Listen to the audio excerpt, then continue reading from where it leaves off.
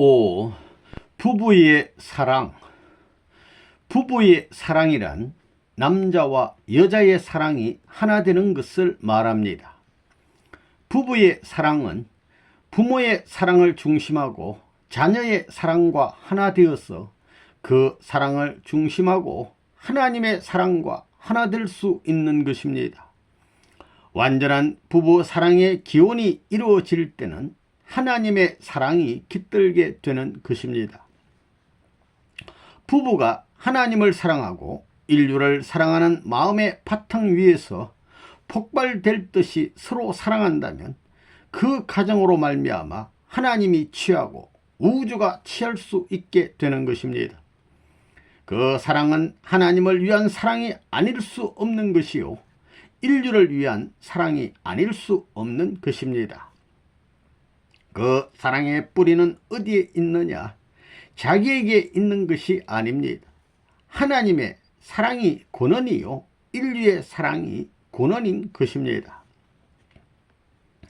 비둘기도 서로들 쿠구구 소리를 내면서 좋아하는데 여러분도 부부끼리 만날 때는 어쩔 줄 몰라 합니까? 진짜 사랑하는 사람끼리 만나는데 만나는 소리가 있다면 벼락치는 소리보다 크면 컸지 작지 않을 것입니다. 그런 관점에서 하나님의 사랑을 중심 삼고 그렇게 강한 사랑을 가졌다면 세상에서 반대하고 핍박하는 것은 재미거리밖에 안 된다는 것입니다. 첫사랑에는 다이너마이트 같은 힘이 있습니다. 아담 헤아가 요즘 젊은이들 같이 결혼도 하지 않은 채 살아보았겠어요? 참사랑은 첫번이자 마지막이요 영원입니다. 그런 강력한 이상적인 사랑을 찾아가고 있다고 하는 그 마음이 언제나 모든 어려움을 헤치고 갈 수 있는 힘이 되는 것입니다. 그래가지고 사랑의 자리에만 나가게 되면 사탄뿐만 아니라 모든 것을 다 물리칠 수 있습니다. 타락은 종적인 사랑과 행적인 사랑이 만나 하나 될 수 있는 중심 센터를 잃어버린 것입니다. 그렇기 때문에 타락한 세계에 있어서 부부의 사랑은 현실에서 한순간 갈라질 수 있는 불완전한 위치에 놓이게 됐습니다. 오늘날 부부의 사랑이 죽음보다 더 지나다가도 말 한마디에 360도 돌아서는 것이 현실인 것입니다. 그것은 부부의 사랑이 도달해야 할 곳이 어디인지 모르기 때문입니다.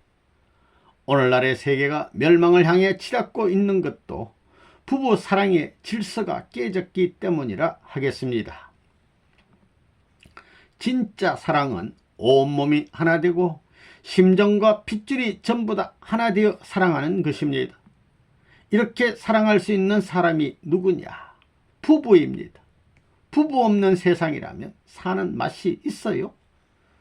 좋기는 다 좋은데 그 중에서 제일 좋은 것이 무엇이겠습니까? 상대자밖에 없습니다. 내가 에야 하고 부르게 되면 상대적으로 네 하고 대답하고 야 하고 부르면 응 하고 대답하는 것입니다. 남편이 사랑하는 아내를 다정스럽고 부드럽게 여보하고 부르면 다정하고 부드럽게 왜 그래요 하고 대답을 합니다. 하지만 퉁명스럽게 하고 부르면 똑같이 왜 불러 하고 대답하는 것입니다. 산 울림과 마찬가지로 다 상대적이라는 것입니다. 상대방을 사랑하게 될 때 여자가 남자의 가슴 깊이 파고 들어갈 때는 남자는 반대하지 않습니다. 그런 여자를 좋아하는 것입니다. 사랑하기 위해서 모든 것을 희생하고 전체를 투입하고 대드는 거기에는 모든 담이 무너지는 것입니다. 마찬가지 이치입니다. 하나님께서도 부부가 정열적으로 사랑하는 것을 원할 것입니다.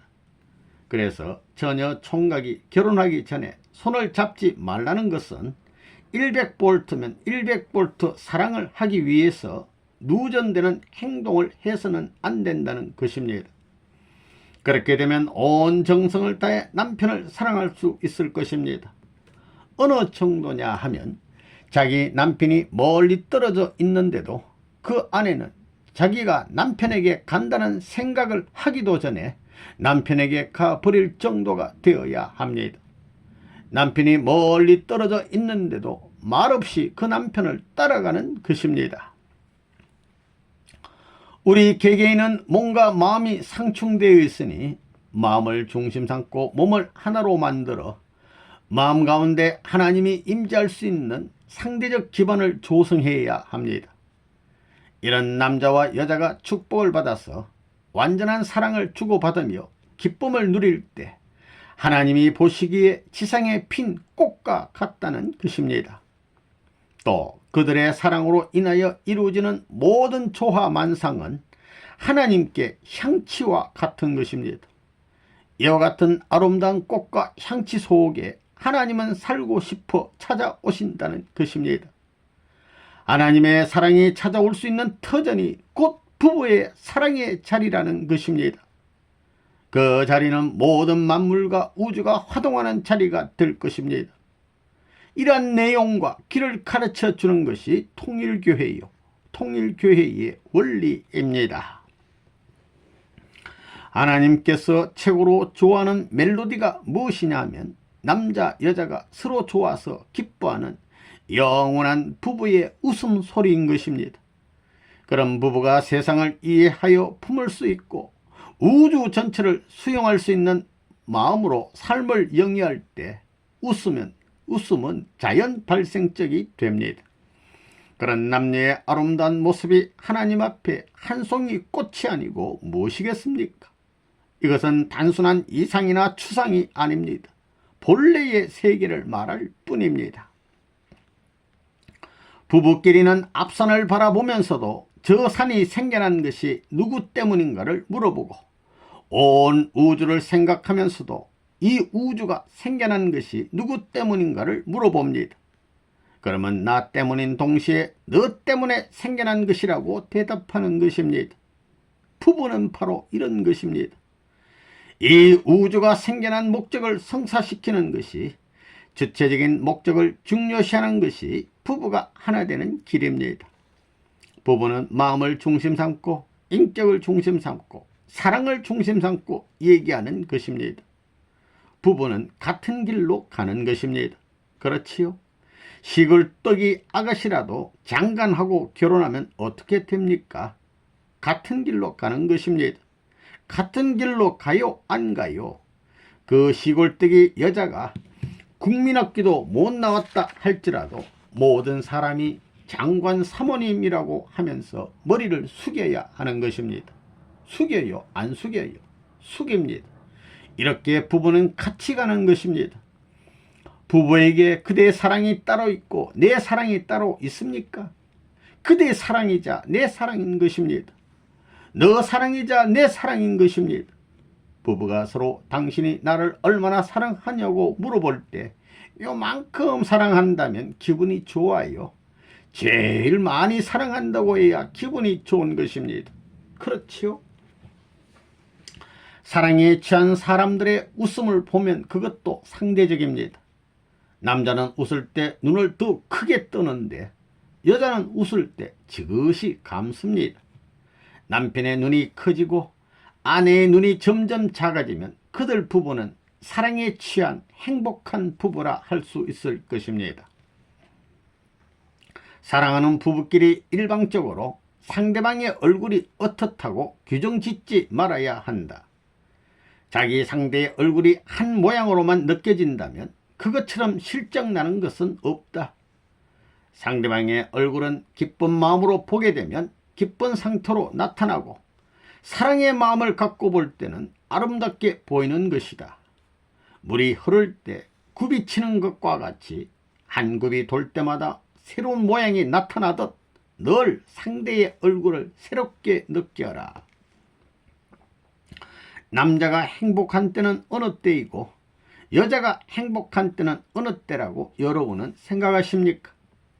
둘이 상대를 이루어 사랑을 주고받을 때를 행복한 때라고 할 수 있겠습니다. 남자가 여자를 대할 때 주먹을 휘두른다거나 물리적 힘을 동원한다면 그들 부부는 결코 행복할 수가 없을 것입니다. 남자가 여자를 대할 때 힘으로 품 안에 안고 보호하면서 사랑할 때 여자는 진정한 행복을 느낄 수 있을 것입니다. 남자와 여자 간의 사랑이 있어서 힘만으로도 안 되고 마음으로 사랑한다고 해서 되는 것도 아닙니다. 사랑하는 마음을 힘으로 확인해 주었을 때 여자는 진정한 행복감을 맛볼 수 있을 것이고, 또한 여자가 남자를 대해 몸과 마음으로 사랑을 돌려줄 때 진실로 행복한 부부가 될 것입니다. 사람에게는 항상 자극이 필요합니다. 행복은 자극 없이는 이루어지지 않습니다. 자극이 있어야 된다는 것입니다. 항상 먹는 밥도 먹을 때마다 배가 고파야 맛이 새로운 것처럼 부부간의 사랑도 마찬가지로 항상 새로워야 된다는 것입니다. 부인과 남편이 서로 보면 볼수록 더욱 보고 싶고 온종일 함께 있고 싶어야 합니다. 그러기 위해서는 나에 대한 연구를 해야 하고 하나님에 대한 연구를 해야 된다는 것입니다. 제일 좋은 것이 무엇이냐? 먹는 것입니까? 그것이 제일 좋은 것이 아닙니다. 밥을 보면 좋다고 먹지만 그런 것은 일시적이라는 거예요. 실컷 먹고 나면 먹을 것을 더 주어도 싫어합니다. 그렇지만 자기가 사랑하고 있는 사람을 대가지고는 그렇지 않다는 거예요. 사랑하는 사람을 나는 잊어버릴래 싫어하는 사람 있어요? 봐도 자꾸 보고 싶어지는 것입니다. 그렇지요?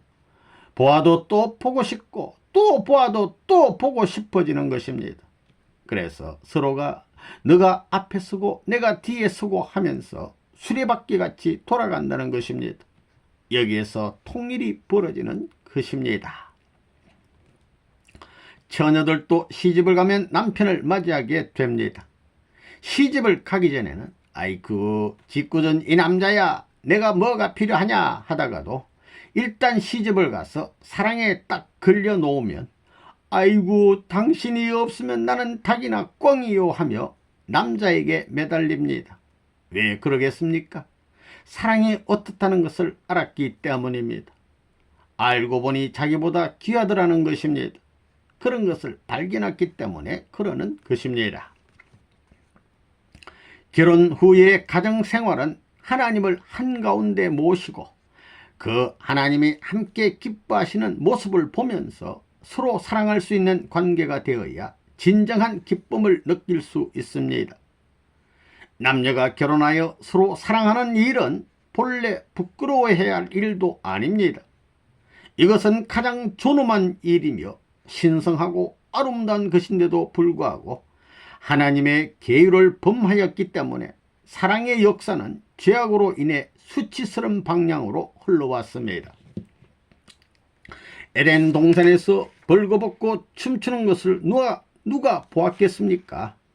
그러니 사람이 없는 곳에서는 그런 일도 할 수 있는 것입니다. 방에서 부부가 벌거벗고 춤춘다고 그것이 걱정할 일입니까? 그러나 남들이 보는 앞에서 그런다면 그것은 사회에 지탄받아 마땅한 것입니다. 부부끼리야 벌거벗고 춤 아니라 무슨 짓을 해도 누가 상관하겠습니까?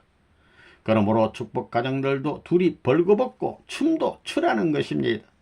부부끼리 하는데 무슨 상관입니까? 세상에 남자 여자가 아무리 많다 하더라도 우리 둘밖에 없다는 마음을 가져야 합니다. 정성 들이는 그 여자밖에 없다는 생각 속에 정성 들이는 것이 원리입니다. 사랑은 서로 그리워할 때 가치가 있습니다. 입이 있으면 입을 벌리고 눈이 있으면 눈을 벌리고 사랑을 달라고 해야 사랑을 주는 사람도 기분이 좋지, 멍청하게 있으면 사랑이 오다가도 도망가는 것을 알아야 되겠습니다. 사랑하는 사람이 심각하지 않고 소극적으로 나올 때 얼마나 기분이 나쁘겠습니까? 여러분들은 사랑하는 사람끼리 같이 있는 것이 좋습니까? 떨어져 있는 것이 좋습니까? 가까이 있을수록 좋습니다. 왜 그래요? 모든 것이 한꺼번에 작용하기 때문에 좋다는 것입니다. 사랑하는 사람이 서로 만나서 아, 내가 당신을 사랑합니다 라고 큰 소리로 외치는 것보다 소리 없이 사랑의 표시를 하는 것이 더 좋을 것입니다. 소리 내지 않고 마음으로 깊은 사랑을 품고 있다면 그게 귀할 것입니다. 서양식 사랑은 적극적이고 행동적인 사랑입니다. 반면에 동양식 사랑은 속으로, 마음으로 하는 사랑입니다. 수심이 낮은 물의 물결이 높고 수심이 깊은 물의 물결은 잔잔하듯이 사랑의 물결도 깊을수록 조용합니다. 이렇게 볼 때 훤히 드러나는 사랑보다 보이지 않는 사랑이 귀합니다. 만약에 사랑이 훤히 드러난다면 어떻게 되겠습니까? 만약에 걸어다니는 하나님이 꼭 한 분 계시다면 각 나라에서 그 하나님을 서로 모시겠다고 해서 싸움이 벌어질지도 모릅니다. 그러나 귀한 것일수록 보이지 않고 보이지 않는 것일수록 가치적입니다. 우리의 마음은 보이지 않는데 보이지 않는 마음 속에 하나님이 계시기 때문에 하나님은 귀하신 분입니다. 그래서 마음속에 계시는 하나님을 빼앗아갈 사람이 없다고 봅니다. 사랑 중에서도 보이지 않는 사랑이 최고의 사랑입니다. 사랑이 보인다면 재미가 없을 것입니다. 사랑은 보이지 않기 때문에 최고로 높을 수도 있으며 최고로 넓을 수도 있으며 깊을 수도 있습니다. 그래서 사랑은 로키 산맥과 같다. 사랑은 나이아가라 폭포와 같다는 말이 맞습니다. 보이지 않는 사랑이 이처럼 귀하듯 보이지 않는 곳에 계시는 하나님도 귀하신 분입니다. 그 귀하신 하나님을 찾기 위해서는 무아의 경지, 즉 내가 없는 경지에 들어가야 한다는 말이 맞습니다. 하나님은 우리가 볼 수 있는 것보다 더 깊은 보이지 않는 조용한 세계에 계십니다. 여러분들이 살고 있는 미국식 사랑은 굉장히 뜨거운 것 같아 보이지만 사실 미지근합니다. 미국 사람들을 보게 되면 부부끼리 아침에 일어나서 서로 키스를 하는데 지나가는 파리가 살짝 앉았다 가는 것 같습니다.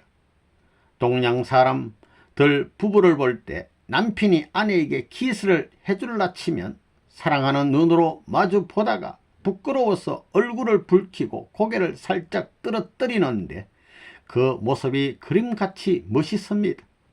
또 남편이 어디 여행을 갈 때면 가방을 받아들고 뒤에 따라가면서 사랑스러운 마음으로 전송하는 것도 아주 감미롭고 신비로운 모습인 것입니다. 그런데 미국 여자들을 보면 방에서 따라 나가지도 않고 어떤 때는 고개도 돌리지 않으며 전송하는 광경을 보게 됩니다.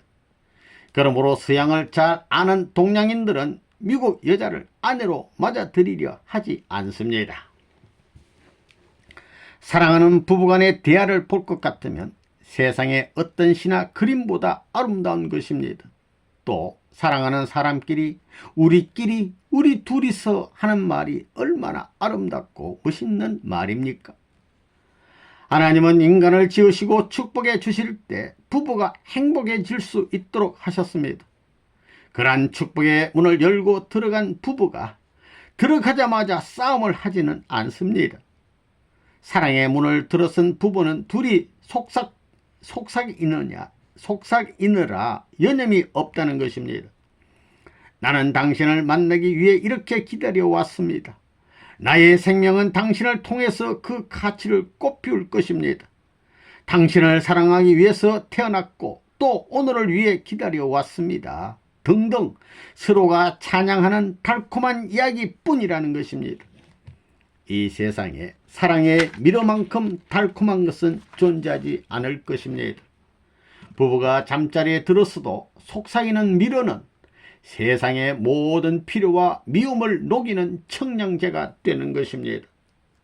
부부가 속삭이는 말 가운데 당신은 나를 사랑하지 않으면 안 돼 라고 할 수는 없는 것입니다.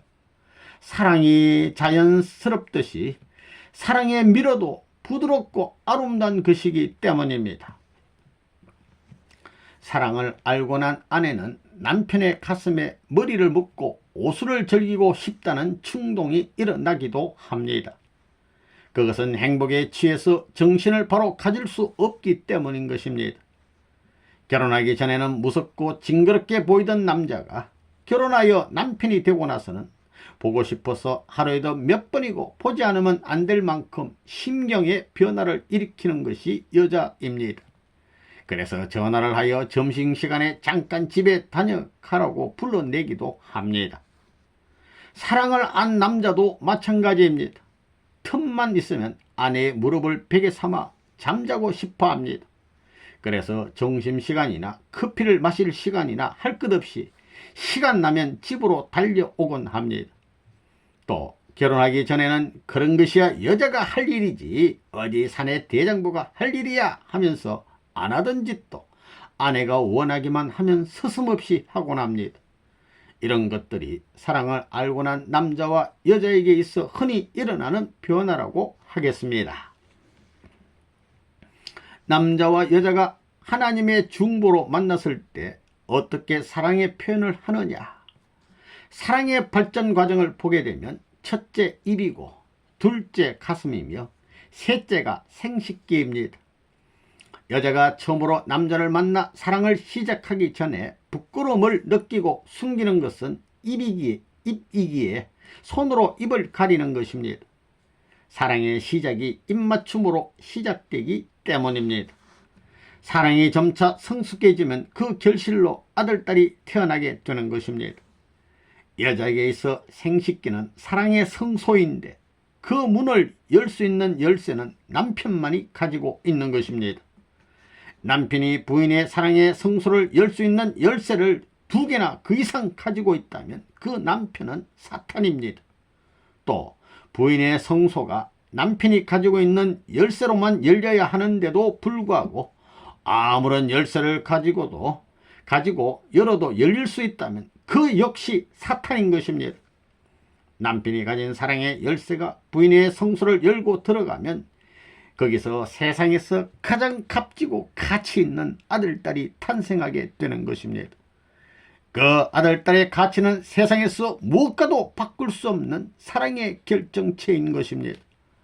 아들딸을 통해서 하나님께서 인류 조상인 아담과 헤아를 창조하셨던 심정을 채울하게 되는 것입니다.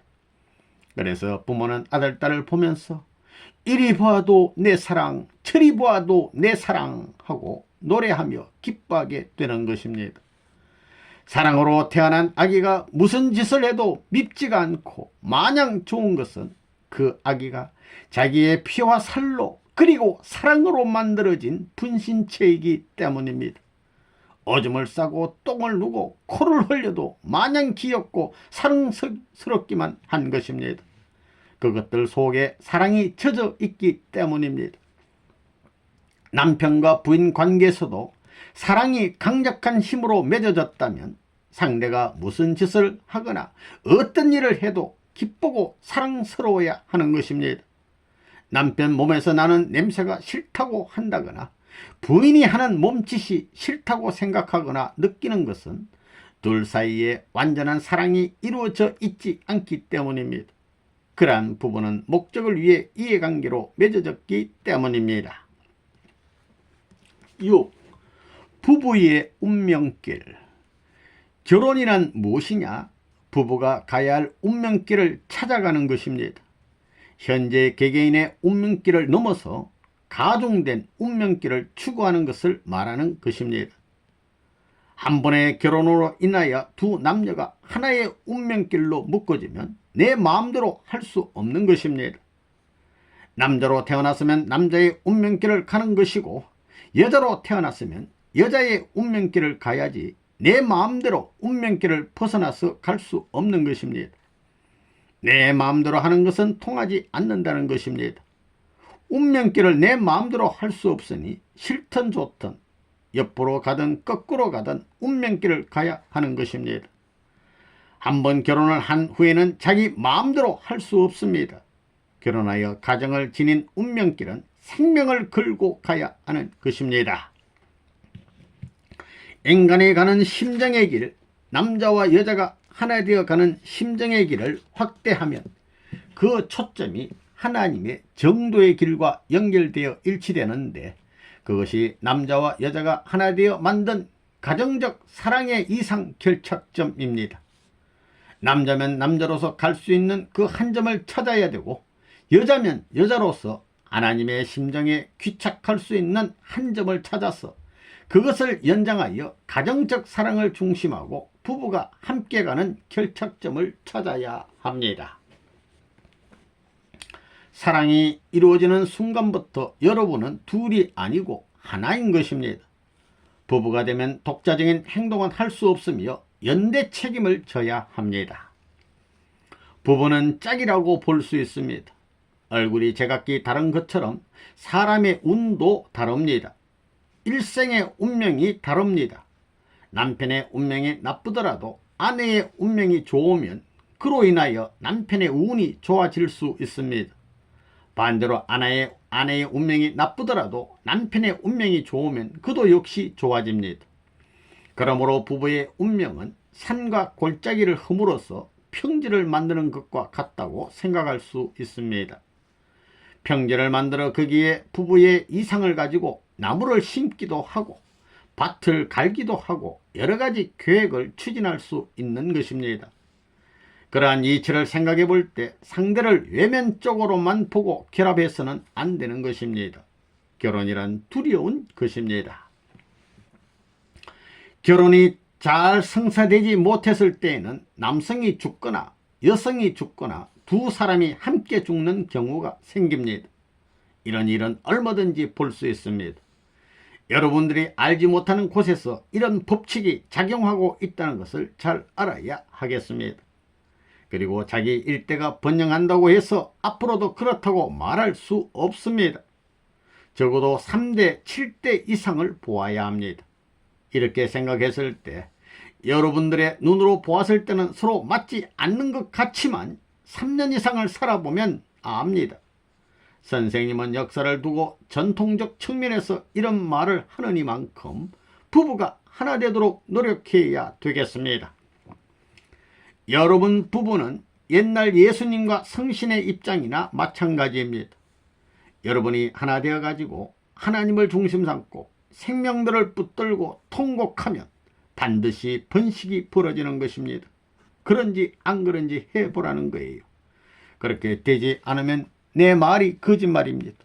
그러니 여러분은 뜻앞에 자기 생명을 걸고 남겨야 할 후대의 영광을 위해 뜻의 영광을 위해서 일치단결하고 일심으로 통일되어 하나님과 주고받을 수 있는 기반을 만들라는 것입니다. 완전히 주고받으면 완전히 수수작용을 하면 번식이 벌어지는 것입니다. 이것이 원리입니다. 그와 같은 원리적인 생활을 여러분의 실체 생활에서 갖고 보라는 것입니다. 되나 안 되나 그것이 되지 않았기 때문에 지금까지 이루고 있는 것입니다. 상대적인 자기 사랑을 먼저 완성하지 않고는 절대적인 주체의 사랑권에 도달할 수 없습니다. 인간들에게는 이런 운명이 창조할 때부터 부여된 것입니다. 그러므로 목적을 이루지 못하면 파탄이 오는 것입니다. 남편은 몸마음이 변해서는 안 됩니다. 한 번 약속하면 천년 만년 이어야지 적당히 속인다면 누가 심판하느냐. 영계에 가면 하나님이 심판하는 것이 아니라 아내가 심판하는 것입니다. 아내도 마찬가지입니다. 몸마음이 하나 된 상태, 하나님과 하나 된 상태, 남편과 하나 될 수 있는 마음 3단계를 거쳐 나타날 때 원리를 완성한 사람입니다. 사랑은 오직 하나밖에 없다. 부부로서 갈 수 있는 심정적 기준은 하나밖에 없다. 부부란 한 100년뿐 아니라 영원까지 일심동체이어야 한다. 인간에게 있어서 사랑은 영원한 것입니다. 사랑은 둘이 아니고 하나이다. 남자와 여자 사이의 사랑으로 맺어지면 지상에서 100년 해로해야 하고 죽어서도 영원히 함께 살아가게 되어 있다. 몸은 둘이지만 하나 되어 돌아감으로써 일체가 되는 것이다. 두 몸이 하나 되면 하나님과 돌게 되어 사랑의 사위기들을 이루게 되니 그것이 바로 이상세계인 것이다. 거기에는 거짓 사랑이 침범할 수 없으며 오직 참사랑만이 임재하게 된다. 축복받은 사람 중에 자기의 상대가 마음에 맞지 않는다고 자기는 불행하다고 탄식하는 사람이 있을지 모르겠습니다만, 만일 그런 사람이 있다면 그 사람은 미래의 천국을 위해서 걸어 나오신 하나님의 슬픔을 알지 못하는 사람이 아닐 수 없습니다. 수많은 가정 가운데 내 상대가 이런 자리에 있다면 하나님께서는 이걸 보시고 상대의 기준과 내 기준의 차이를 아실 것이니, 그 상대가 만족해 하지 않더라도 자기는 만족하는 마음을 가지고 하나님 앞에 감사를 드린다면 하나님께서 오래지 않는 장래에 복을 주실 수 있는 하나의 절대적인 조건이 되는 것입니다. 그러므로 우리는 그런 사람이 되어야 하겠습니다. 맨 처음 한 3년 동안은 접붙이려면 하나 될 때까지는 안 맞습니다. 집안이 다르고 풍습이 다르고 여전히 다른 남자와 여자가 맞을 것이 뭡니까? 맞추어야 맞게 됩니다. 아내란 남편에게 대하여 순응하고 그를 위하여 도울 수 있는 사람이 되어야 합니다. 물론 그렇게 하려면 남편이 책임을 다해야 되지만, 남편은 아내를 대하여 원리는 어떤 것이라는 것을 가르쳐 주어야 합니다. 그리하여 결혼하여 3년간은 서로가 하나님의 뜻에 일치되기를 바라는 훈련하는 기간이라고 선생님은 생각하고 있습니다. 하나님을 중심 삼고 하나가 되려면 아무래도 3년은 걸릴 것이라고 나는 봅니다. 하나님의 뜻과 원칙에 입각하여 부끄럽지 않는 부모의 형태를 갖추고 아들, 딸을 낳아 봅시다. 그리하여 가정생활을 하는 것이 원리형이라고 보는 것입니다. 부모 노릇하는 것도 쉽지 않습니다. 남편 노릇, 아내 노릇 다 그렇습니다. 여러분이 통일교의 전통을 이어받아야 합니다. 여자가 가지고 있는 모든 것은 남의 것이다. 따라서 여자에게는 남의 것을 잘 보관해야 할 책임이 있는 것이다. 생각해보라. 여자의 유방, 궁둥이, 엄부 등 모두 그렇지 않은가? 손님, 심부름꾼, 종 등은 모두 여자의 입장이다. 처음엔 남의 집에 종과 같은 입장으로 들어가서 남편이나 시부모의 심부름꾼과 같은 입장을 거쳐 손님이 되었다가 마지막엔 여왕이 된다. 여자는 원래 남자의 평균 목소리 이하의 목소리를 내야만 한다. 여자는 그 목소리가 사랑의 속삭임 같아야 한다. 동양에서는 그러한 여자들은 남편들이 때려서라도 버릇을 고칩니다. 여자가 말을 듣지 않으면 때려주는 것입니다. 미국 여자들 같으면 대번에 이혼하지요. 그래, 주먹 한 대 맞고 사랑을 버리는, 그러한 사랑을 해서 무엇을 하겠어요? 때리더라도 아이고 그러지 말라고 붙들고 울 수 있어야 사랑한다고 할 수 있지. 주먹 한 대 맞고 내빼는 사랑 가지고 무엇을 하겠어요? 내 목을 자르더라도 당신을 버릴 수 없다고 해야 참 사랑이라고 할 수 있습니다. 나는 여러분을 그러한 여자로 만들고 싶습니다. 여러분은 어떤 여자가 되고 싶습니까? 주먹으로 한 대 맞고 이혼하는 사랑을 가지고 싶습니까? 아무리 그렇더라도 생명을 바쳐 사랑하겠다는 여자가 되고 싶을 것입니다. 그렇게 되고 싶은 여자 손들어 보십시오. 진짜 그렇다면 미국의 남자들은 전부 다 통일교의 아가씨들에게 장가가려고 할 것입니다. 그러면 외부에 좋은 신랑 찾아가겠어요? 통일교회 내에 있는 남자 가운데 신랑을 맡겠어요? 통일교에서 맡고 싶을 것입니다. 왜 그러냐 하면 원수를 갚는데 동참자가 될 수 있기 때문에 좋다는 것입니다. 세상에는 이름나고 좋다고 하는 남자들은 많지만 사랑의 원수를 갚는 데 있어서 동참자가 될 수 없습니다. 그 하나님의 사랑을 찾아가지고 하나님의 사랑을 갖게 될 때는 이 우주가 평화의 세계가 된다는 것입니다. 우리는 무슨 인연을 가지고 있는 사람들입니까? 사랑의 원수를 갚아야 할 인연을 갖고 있다는 것입니다. 인생 세계의 인연을 맺고자 하면 남자와 여자는 세계의 평화를 위해 나아가야 됩니다. 한 사람만 잘한다고 평화가 오지 않습니다. 남자 여자의 힘이 합하여 돌아가야 합니다. 돌아가는 데는 중앙으로 돌진해야 됩니다. 중앙을 향해 돌진하는 힘은 사랑의 힘입니다. 상대가 나타나게 되면 사랑하고자 하는 마음이 생기는 것입니다. 가슴이 막힐 정도의 아픔을 느낄 때 누구도 그것을 풀 수가 없다. 하나님 자신도 그것을 어떻게 할 수 없다. 그러나 오직 한 사람, 자기의 심정을 이해하는 횡적 상대가 있다면 얼마나 귀한 일일 것인가. 그리고 상대가 결점이 있으면 하나님에게 감사할 수 있는 조건이 된다. 그것은 하나님의 무거운 짐을 들어드리는 조건이 된다. 상대가 하나에서 10가지 자기보다 모자랄 때에는 도리어 하나님 앞에 자기를 내볼 수 있는 조건이 될 수 있다. 개인이 망하는 것은 괜찮지만 가정이 망해서는 안 된다. 남편에게 있어서는 아내 되는 사람이, 아내에게 있어서는 남편 되는 사람이 세계에서 제일 필요한 사람이다. 서로 권고해 주면서 지팡이가 되고 동력자가 되어야 한다. 대상은 좋을 때나 나쁠 때나 항상 대상인 것입니다. 남편이 죽을 자리에 들어가면 아내도 죽을 운명에 부딪히는 것입니다. 남편이 죽을 자리에 들어갔는데 너 죽을 자리에 잘 들어갔다. 그런 사람은 망할 아내입니다. 남편도 마찬가지입니다. 위하는 대상이나 위하는 주체는 망하지 않습니다. 위하는 주체가 있는데 위하는 대상이 없다고 하더라도 그 대상은 나타나게 마련입니다.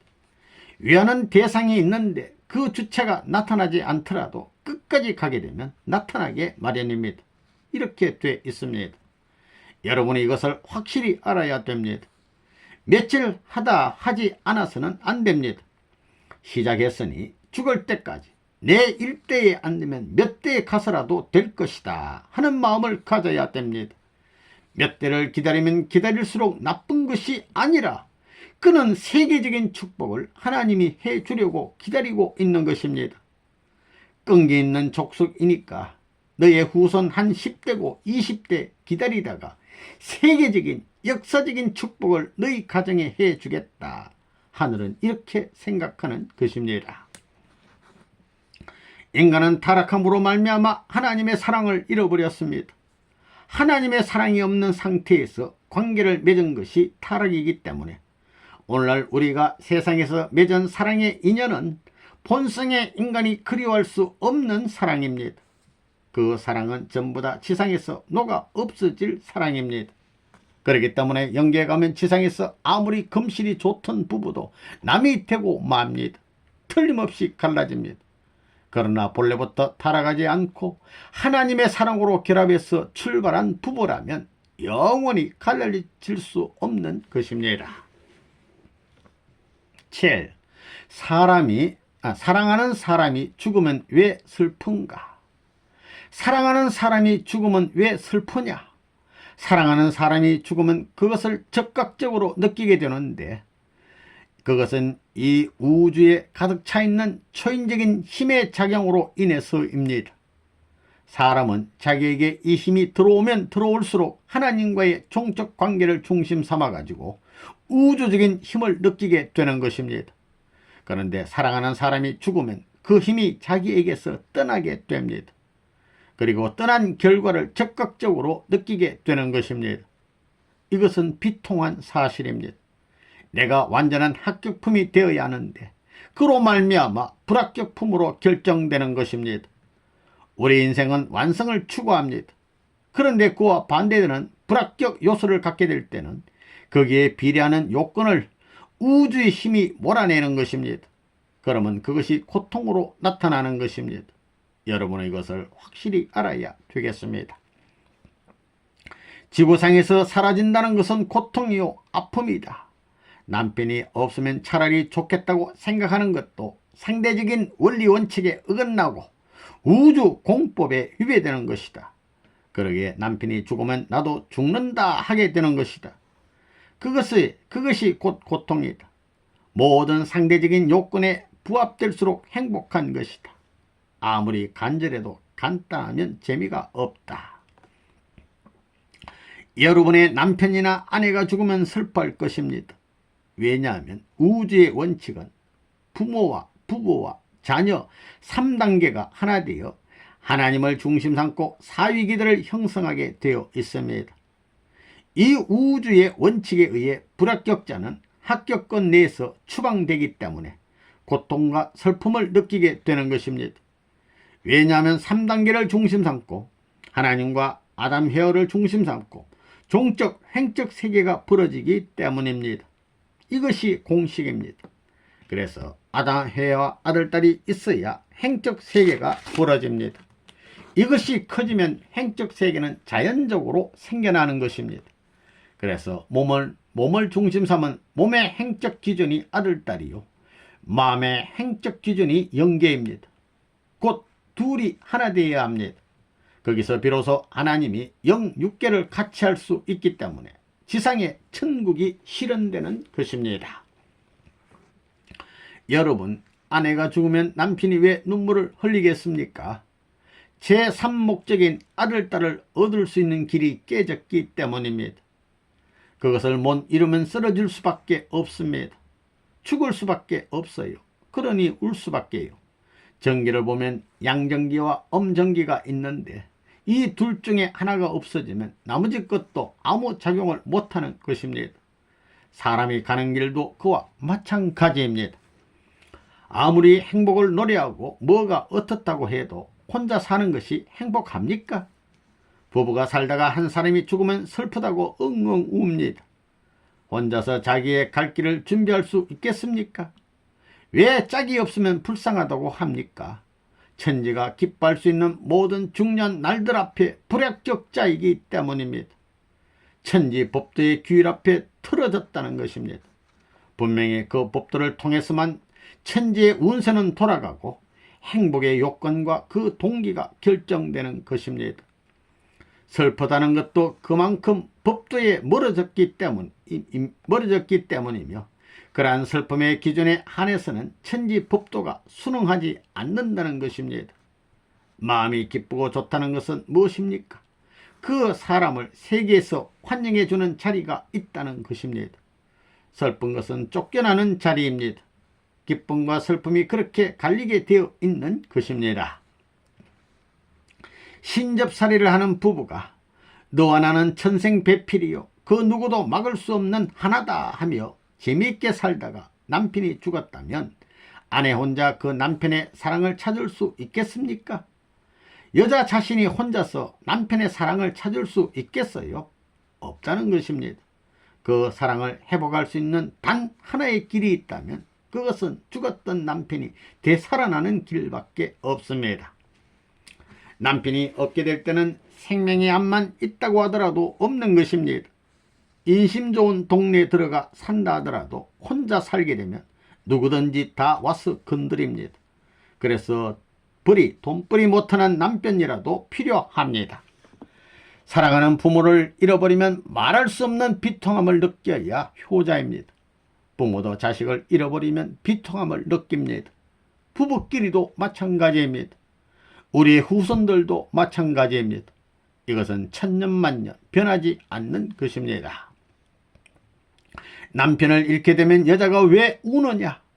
그리운 사람을 잃었기 때문에 슬퍼서 울게 된다는 그런 막연한 이유 때문만이 아닙니다. 사랑은 사방성을 갖추어야 합니다. 그래서 입체적으로 전후, 좌우와 상관성을 갖추어야 합니다. 이러한 사랑이기 때문에 남편은 그 여인과 좌우편에서 상대로서 사랑의 사방성을 이루게 되는 것이고 따라서 이러한 아내는 남편이 없음으로 말미암아 전 우주가 보호하는 그 자리에서 보호를 받을 수 없게 되는 자리로 떨어지게 되니 우주로부터 받는 힘이 고통으로 느껴지게 된다는 것입니다. 병이 나면 왜 아프냐?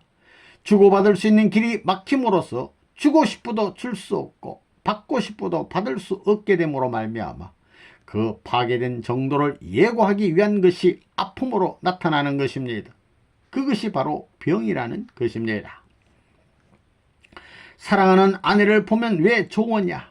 혼자만 있을 때는 우주의 구형적인 사방으로부터 보호받을 수 있는 기준에 서지 못했는데 상대가 있음으로써 그 상대와 주고받는 횡적인 사랑의 관계를 맺고 종적인 우주의 힘과 접선할 수 있는 자리를 갖게 됨으로써 우주 보호력의 힘에 의해서 그 상대를 갖는 자는 무한히 기뻐지는 것입니다. 그래서 사랑하는 아내를 보면 온 정신이 통일되고 그 아내밖에 보이지 않는다는 것입니다. 그래서 춤을 추고 노래를 부르게 되고 함께 어우러져 돌아가는 것입니다. 춤을 추고 노래를 부르고 좋아하는 그런 일을 왜 무엇 때문에 하느냐? 포호권을 확대하기 위해서입니다.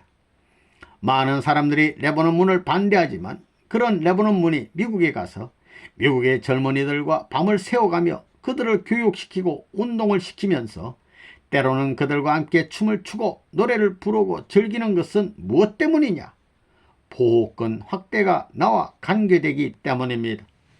우주 보호권 확대 작용이 나와 더불어 시작하기 때문에 반대를 받고 감옥에 들어가게 된다고 해도 두려워하지 않고 계속 밀고 나가는 것입니다. 부부가 같이 살다가 한 사람이 먼저 죽으면 울게 됩니다.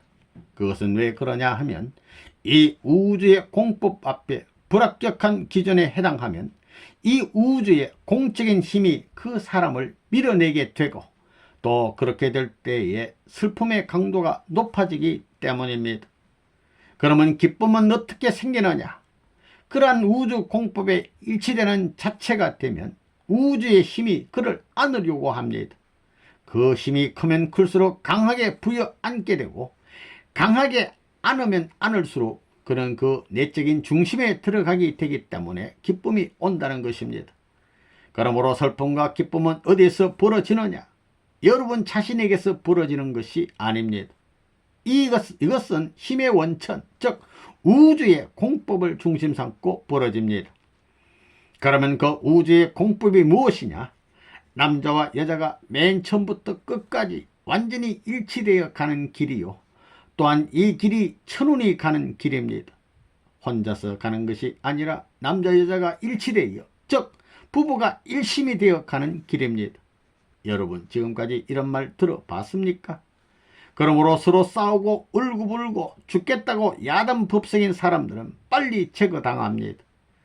공적 법도권 내에서 합격품이 아닌 불합격품으로 간주되는 것입니다. 그리하여 어디로 갑니까? 쓰레기통으로 간다는 것입니다. 마음은 그것을 알기 때문에 거기에 대해서 적극적인 슬픔을 느끼는 것입니다. 자기 아들, 딸이 없으면 불행을 느끼는 것입니다. 아들, 딸이 없으면 부부끼리 사이좋게 지내면 되지라고 생각할지도 모르지만 그렇지 않습니다. 천리법도가 사위기대 원칙으로 되어 있기 때문에 남자와 여자가 만나서 하나 되었으면 반드시 아들, 딸을 낳아서 사위기대를 이루어야 합니다. 이것이 우주의 공법입니다. 사위기대를 이루지 못하면 합격이 안 되는 것입니다. 또한 아들만 있었어도 안 됩니다. 아들이 있으면 아들에 대한 사랑의 맛은 알지만 딸에 대한 사랑의 맛은 모르거든요. 여러분, 꿀맛이 어떻다고 누가 설명을 해서 알 수 있습니까? 그것은 설명만 가지고는 안 되는 것입니다. 설명하기 전에 직접 입을 벌려가지고 먹여주고 나서 이것이 꿀맛이라고 가르쳐 주어야 하는 것입니다. 그러면 아들이 없으면 왜 섭섭하고 불행하다고 하는 것이냐는 말입니다. 딸만 가진 사람은 아들을 가진 사람을 보게 되면 세상에서 그 이상 바랄 것이 없다고 합니다. 서양 사람들은 그런 면에서 조금 둔합니다. 그들은 개인주의 사상을 강조하다 보니 그런 감정들을 다 잃어버린 것입니다. 잃어버리기 때문에 다시 찾아야 합니다. 그래서 이제 그것을 다시 찾기 위해서 동양 사상에 돌아오게 되는 것입니다. 그러니 남편이 있고 아내가 있고 아들, 딸이 있는 가정이 되어야 한다는 것입니다. 그래야 이들이 완전히 하나 되어 처음부터 목적 지점까지 천운과 보조를 맞춰 나가게 되면 이 가정은 영생한다는 것입니다. 그것이 이론적인 원칙입니다. 그런 가정이라야 영생하는 것이지 혼자서는 영생 못하는 것입니다. 설령 영생을 한다 하더라도 영원한 세계에서 고생이라는 보따리를 쌓아 가지고 다니게 됩니다. 행복이라는 요건을 받을 수 없습니다. 이런 관점에서 보면 예수님은 영생의 세계에 못 들어갔습니다. 즉 하나님의 나라 이상 세계에 못 들어갔다는 것입니다. 8. 참된 부부의 협조. 부인은 직장에서 돌아오는 남편에 대해 저녁상을 차려주는 것으로 남편에 대해 의무를 다했다고 생각해서는 안 될 것입니다. 저녁상 머리맡에 앉아 사랑의 미르를 나누며 오손도손 1시간을 갖는 것이 무엇보다도 중요한 것입니다. 처음 만났을 때 다정하게 속삭이던 그 음성으로 사랑의 모습 그대로 하루의 노고를 위로해 준다면 남편의 피로는 씻은 듯 가실 것이며 사랑 또한 깊어갈 것입니다. 선생님이 70이 다 된 몸으로 바다에 나가겠다고 어머니에게 이야기하면 어머니는 바다에 나갈 모든 준비와 정성을 다해 줍니다. 바다에 나가 하룻밤 자고 올 준비까지 해주면서 바다에 나가는 뜻이 이루어지기를 빌어주기까지 합니다. 이 얼마나 멋있고 아름다운 내조자의 모습입니까? 선생님은 어머니에 대해서 내외적으로 이런 사명을 수행하는 데 있어서 미안하다고 생각하는 일이 있다. 여자로서의 마음을 잘 알고 있다. 한창 나이에 여자로서 하고 싶은 일이 많을 것을 알고 있다. 할 수 없었으니까. 오히려 누구도 할 수 없는 애정의 대가로 부상되는 것이다. 피곤하여 잘 때 바라보면서 눈물을 흘리면서 큰절을 한다. 그런 심정이 필요한 것이다. 이런 방은 행복한 방이다. 꽃이 만발하여 향기가 나는 그런 향기 가운데 하나님은 사시는 것이다. 남편이 돌아와서 저녁도 들지 않고 말도 하지 않고 코를 골고 자버린다면 그 코 고는 소리를 들으면서 그 코 고는 소리 이상으로 우는 소리가 자기의 가슴으로부터 끓어오르는 여자가 되지 않으면 안 된다. 그런 가정을 보고 싶은 것이 선생님의 소원이다. 만약 그런 것을 보지 못한다면 선생님의 고성은 헛된 것이 되고 만다. 하나님의 6천년의 희생은 헛된 희생이 되고 말 것이다. 여러분은 그것을 알지 않으면 안 된다. 사람은 함께 살아가야 합니다. 무엇 때문에? 어떤 목적을 위해서입니다. 그러면 그 목적은 무엇이냐? 사랑을 느끼며 살자는 것입니다. 남자나 여자나 존재하는 모든 것은 다 같습니다. 남자와 여자가 서로 다른 목적을 위해서 움직여서는 안 됩니다. 서로 하나 되어야 하는 것입니다. 남편이 밖에 나가서 일할 때 아내는 집안에서 일해야 하는 것입니다. 몸은 서로 다르지만 마음은 같아야 합니다. 여러분은 이런 것을 여러분이 알아야 합니다. 남편이 순회에 간다는데 갔다 오소. 나는 피곤하니 잠이나 자겠소. 해서는 안 됩니다. 남편이 순회에 갔다 올 때까지 아내도 같이 정성 들여야 합니다. 자식들도 그 부모가 돌아올 때까지 기다려야 합니다. 마음으로 부모의 행복을 빌어야 하는 것입니다. 거기에는 누구도 떼어놓을 수 없는 것이어야 합니다. 그것은 천지운세요. 우주가 표준하는 사랑을 중심 삼은 기본적인 형태입니다. 이것이 깨지는 날에는 절망입니다. 통일교의 여자들은 남편이 주체이고 아내가 대상이라는 것을 몰라서는 안 된다. 이러한 기대를 조성한 터 위에 남편과 아내가 하나 되어 새로운 주체를 모시고 대상의 자리에 서게 되는 것이다. 즉 하나님과 사랑관계를 맺을 수 있는 상대격이 되는 것이다. 사랑은 주체와 대상 관계가 성립되지 않는 한 찾아오지 않는다. 여러분, 남자가 플러스입니까? 마이너스입니까? 플러스입니다. 여자는 마이너스입니까? 플러스입니까? 플러스입니다. 다 플러스라고 했는데, 그렇기 때문에 여러분들은 부부끼리 서로 사랑을 받겠다고만 하지 주려고는 안 합니다. 남자 여자가 완전한 플러스와 완전한 마이너스가 되어 남자는 여자에게 주려고 하고 여자는 남자에게 주려고 하면 뺑뺑 돌아갑니다. 미국 여자들의 병이 뭐냐면 남편에게서 사랑만을 받겠다는 것입니다. 미국에서의 가정의 주인은 여자입니다. 남자가 가정에 들어가면 꼼짝 못합니다. 남자에게 여자가 옷을 입혀주는 것이 아니고 남자가 여자에게 옷을 입혀줍니다. 반대로 되어 있습니다. 남편이 밖에서 들어오면 아내는 집에서 할 일도 안 하고 있다가 남편 왔소? 이거 이렇게 해 주시오 하고 시킵니다. 남편이 밖에서 들어오면 아내는 반갑게 맞아들이고 배고프니 어서 식사하자고 서로 위로하고 사랑하는 데 행복과 기쁨이 있습니다. 부인은 남편을 출세시켜야 한다.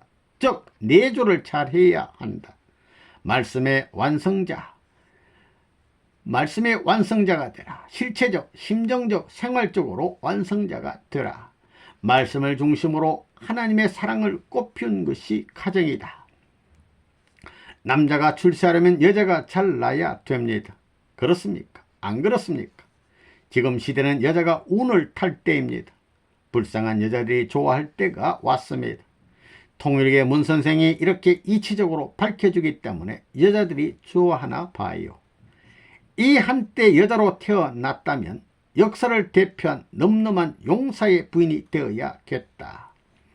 여자는 천도에 따라 순응해서 여자로서 가야 할 길을 가야 합니다. 남편이 같이 죽자고 하면 죽을 수 있어야 합니다. 죽더라도 저 나라에 가서 같이 살면 됩니다. 남편의 명령을 절대시하고 남편의 명령에 순종한 뒤에는 해방될 수 있는 길이 있다는 것입니다. 인륜 세계의 도덕관에 있어서 악한 타락권 내에 있다 하더라도 상강오륜을 중심 삼고 순응하는 사람들은, 절대 순종이라는 기준을 세운 사람들은 다시 해방될 수 있는 길이 여전히 남아있는 거예요.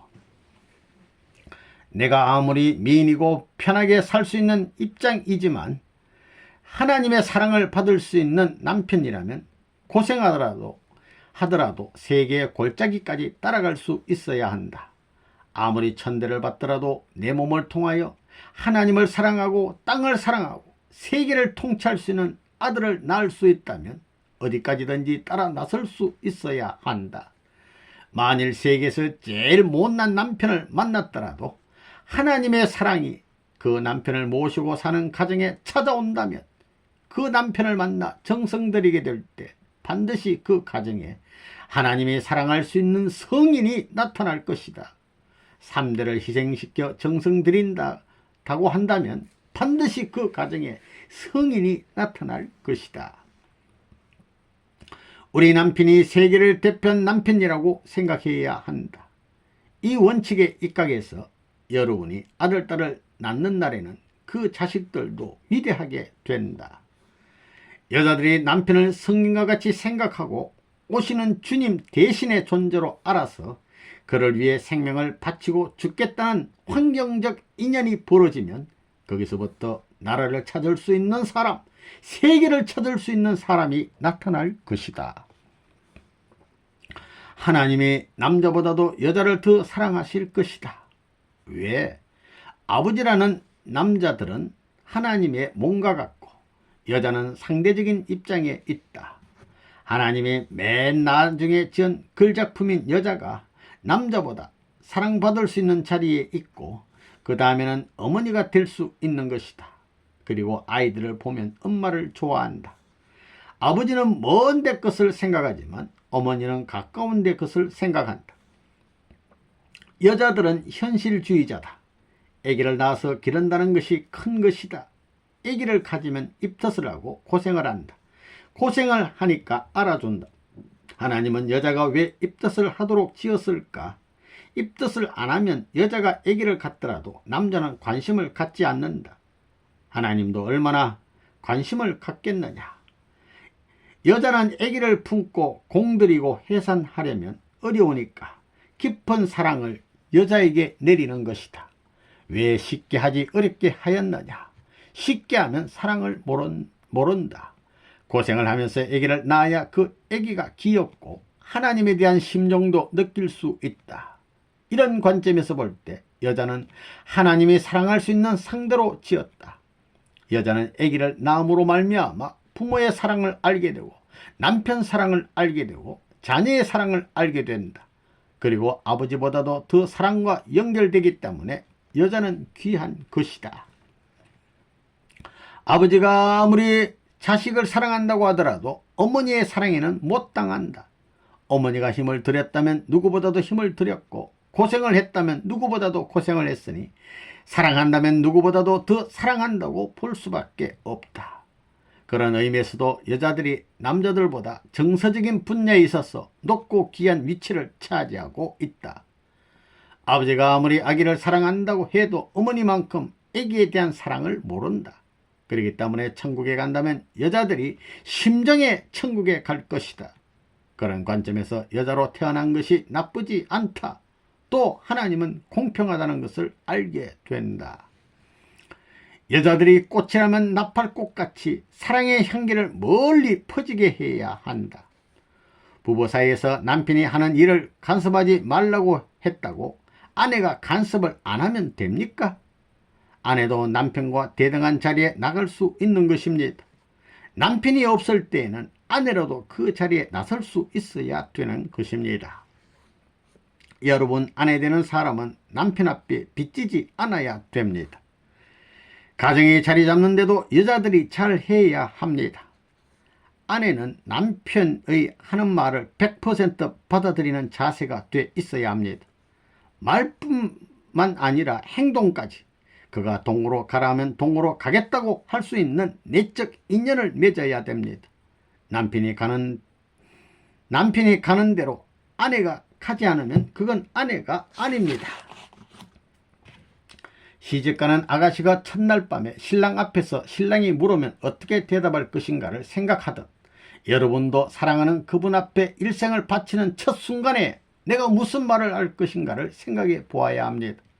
이런 진지한 마음을 가지고 남편에게 순종하겠다고 하는 아가씨는 시집가서 반드시 남편의 사랑을 받게 된다는 것입니다. 그런 것을 생각해 봤어요? 아내는 남편을 위해서 대답을 할 수 있는 그런 사람이 되어야 하는 것입니다. 하는 거예요. 그런 것이 필요합니다. 귀의 험산을 넘을 수 있어야 합니다. 매일같이 욕을 해대는 남편을 얻으면 어떻게 하겠습니까? 그것을 좋게 하나님처럼 들을 수 있어야 합니다. 아침 먹고 욕하는 남편에게 점심이나 먹고 하시오. 점심때면 점심이나 잡숫고 또 하시오. 저녁 먹고 또 그러면 잠이나 자고 욕하십시오. 이래야 됩니다. 그렇게 하면 40일도 안 돼서 사탄이 다 도망갑니다. 죄비가 없으니까요. 남편을 만났으면 좋을 줄 알았더니 나쁠 때도 있다는 것입니다. 겁니다. 좋은 것만 바라면 안 되는 겁니다. 24시간 계속 햇빛만 쬐면 되겠어요? 밤이 있어야지요. 그렇죠? 높으면 낮아지는 것이 원칙이 아니겠습니까? 아내는 못 산다고 슬퍼하지 말고 못 입는다고 서운해하지 말라. 남편이 못 입은 것을 모르는 것이 아니다. 마음속으로 미안하게 생각하는 곳에 깊은 사랑이 담겨 있고 다이아몬드보다 값지고 귀한 보물이 숨겨져 있다. 남편이 누워 자고 있으면 왜 이렇게 잠만 자느냐고 하며 일으켜 줄 수 있는 아내가 되기를 권고하고 싶다. 부인들은 자기 자신의 행복보다도 남편의 행복을 원합니다. 그것이 자신과의 관계를 결정짓기 때문입니다. 남편이 아니면 안 되게 되어 있습니다. 여자는 태어나기를 남자를 맞이하기 위해 태어났습니다. 또한 남자도 여자를 맞기 위해서 태어났습니다. 가정의 기준을 실감해야 한다. 남자는 주체다. 주체는 주체적인 입장에 서야지 상대적인 입장에 위치에 서서는 안 된다. 중심에 서야 한다. 이 중심이 어긋나면 안 된다. 위치를 지킬 수 있는 중앙을 지켜야 한다. 이것이 하나님 대신 위치이다. 동기와 원인이 주체에서부터 시작한다. 기쁨과 행복은 주체에서 비롯된다. 가정이 불화되고 불행한 것은 남자가 책임져야 한다. 타락의 책임도 첫째가 하나님, 둘째 예수님, 셋째 성신이 져야 한다. 이상세계를 이루면 남녀 평등의 세계가 되어야 하는데 거기서 주체는 누구냐? 절대적인 책임을 영원히 지는 데서만이 평등이 가능하다. 주체는 대상에 대해 책임을 묻지 않는다. 주체로서의 책임을 다하고서야 책임 추궁을 할 수 있다. 하나님도 인간이 완성할 때까지 책임 추궁을 하지 않는다. 즉 인간이 완성할 때까지는 그럴 수 있는 아량이 있다. 그런 의미에서 남자가 주체라면 모든 일에 책임을 져야 한다. 모든 책임을 원만히 상속시킬 수 있는 공약을 이행하는 대표자가 주체가 된다. 남자에게는 활동적이고 정복적인 것이 있는 것이다. 남자는 일을 해야 한다. 무슨 일을 하느냐? 개척적인 일을 해야 한다. 인간은 만물의 영장이라고 말한다. 영장하게 되면 남자 같은 기분이 든다. 조그만 주먹을 가지고 있고 얼굴도 가렴하고 수염도 없는 조그만 여자가 만물의 영장은 나부터다 하고 나선다면 어떻겠느냐? 생각해보라. 가냘픈 목소리로 아무리 소리쳐야 여자 음성이다. 남자가 나타나서 굵직한 음성으로 만물의 영장은 나부터다 하고 외친다면 어떨까? 그건 여자라도 남자부터라고 하지 않을 수 없다. 남자들이 싸우고 있는데 여자가 가서 야 비켜라 한다면 어떨까? 남자가 주먹을 불끈 쥐고 야 이놈의 자식들아 비켜라 하면 그래도 믿음직한 데가 있다. 그렇게 볼 때 영장의 자리에 제1번을 누가 차지할 것이 좋으냐? 그건 남자가 아닐 수 없다. 무엇 하나라도 더 가진 사람이 있어야 한다. 남자를 보면 수염 한 가지가 더 많다. 남자가 영장의 주체가 될 수 있는 자격이 어디에 있느냐? 남자는 수염 하나를 더 가졌다. 그것을 보면 하나님은 참으로 수리적인 분이다. 도사라고 할 때는 수염이 길게 나고 지팡이를 턱 짚고 터벅터벅 끌어야 위풍이 있어 보인다. 여자가 꽃갈 쓰고 수염도 없이 도인이라고 하면 격에 맞지 않다. 이런 것을 볼 때 만물의 영장의 주체는 남자다. 조금만 위로하면 여자는 금방 화가 풀린다.